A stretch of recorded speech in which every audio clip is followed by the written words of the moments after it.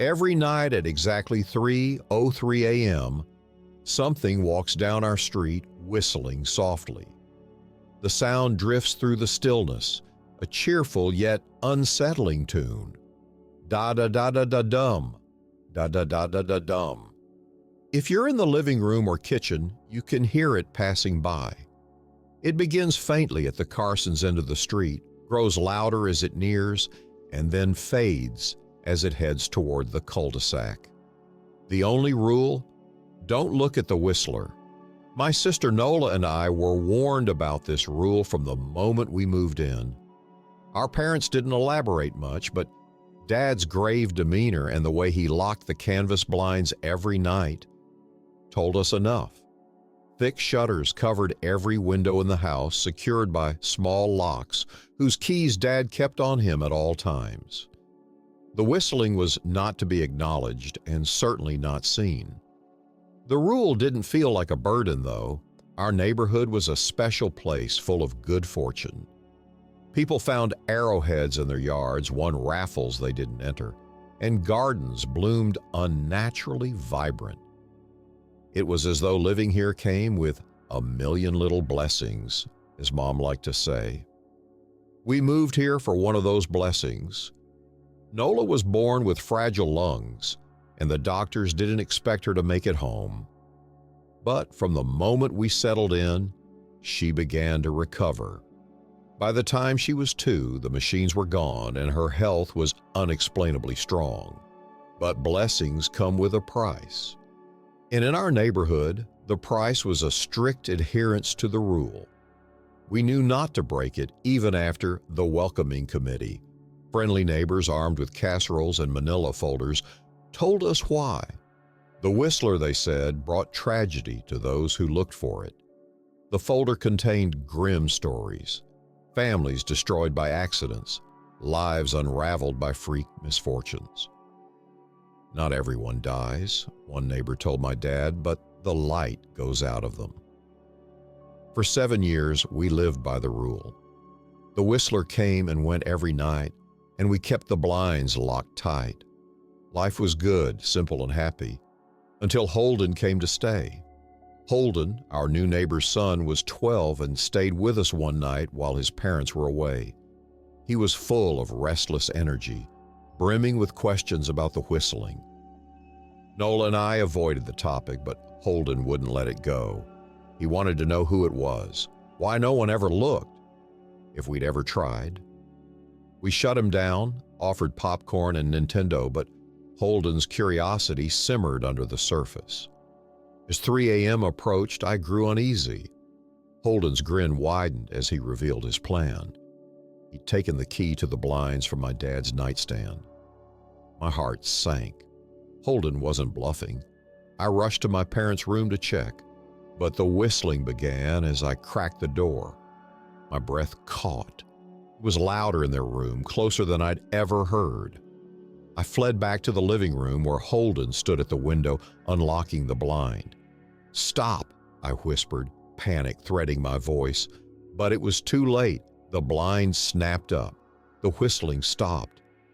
Nola trembled against me as I grabbed her, shielding her from the window. My eyes stayed shut. "Don't look," I whispered. "Don't turn around." Holden, though, had already seen. When I finally managed to pull the blind down, he was pale and shaking, staring at the closed window as if it still held some terrible sight. The knocking started then. Soft at first, a polite tap, tap, tap at the front door. Then louder, a pounding that shook the house. "Don't answer it," Mom whispered, clutching Nola and me tightly. The knocking moved, now at the back door, then the windows, then the walls. A cacophony of thuds and rattles that encased the house. Holden whimpered, begging for it to stop, but the tapping returned, soft and deliberate at the window he'd opened. "Please go away," he sobbed. The tapping continued until sunrise. By morning, the house fell silent. My dad opened the blinds cautiously, declaring it safe. Holden's parents came for him later that day, and by the end of the week, they were gone. their house packed up and empty. They didn't say goodbye. I couldn't blame them. Holden's light was gone, his once vivid eyes dulled with something heavy and permanent. I knew then what the committee meant about a life without light. We still live in the neighborhood, still hear the Whistler pass every night. But now we're more careful. The key is hidden well and no one comes over after dark. We don't break the rule. Some things I've learned are better left unseen.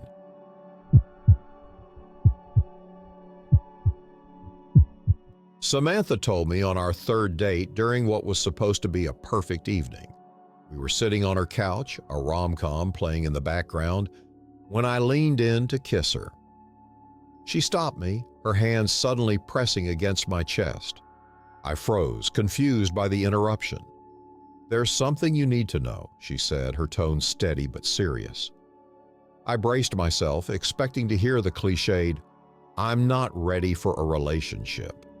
Instead, what came next completely floored me. I have a removable face. My first reaction was to laugh, thinking it was a joke, but her expression didn't waver. "You have a what?" I asked, chuckling nervously. "I'm serious. My face can come off. Look closely." She tilted her head, running a finger along her jawline. For a moment, I forgot about her strange words, caught in the elegance of her movement. Then I leaned in, squinting, and noticed it, a faint seam along her jaw. My stomach churned as the weight of her revelation settled in. "I can't explain why or how," she said, cutting off the avalanche of questions forming in my mind. "If this is a deal breaker, I'll understand. But if you want to move forward with me, you have to accept it. And one more thing." Her voice softened, almost to a whisper. "Once a day, I need to remove it to clean the inside. You can never, ever look at my real face. Promise me that."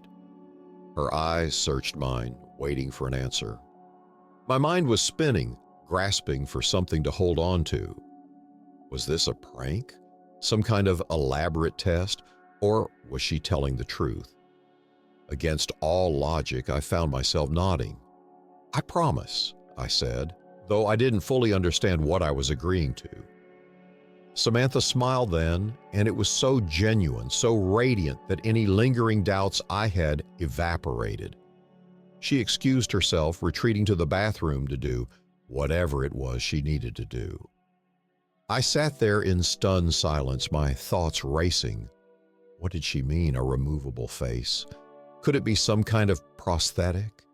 Was it hiding scars from an accident? The possibilities swirled in my mind, but one thing remained clear. I liked her. Whatever this was, I could handle it. When she emerged, her face perfectly in place, I stayed. She smiled again, and I realized I'd made my decision. Months turned into years. Samantha and I built a life together, filled with the usual joys and challenges of any couple. By day, everything felt normal. Her face was flawless, and only in rare moments of odd lighting or at certain angles could I catch the faintest hint of the seam. Nights, however, followed a strict ritual. Samantha would disappear into the bathroom for an hour, sometimes two, to clean the inside of her face. I never questioned it, at least not out loud. Sure, curiosity clawed at me, especially in the beginning. What did her real face look like?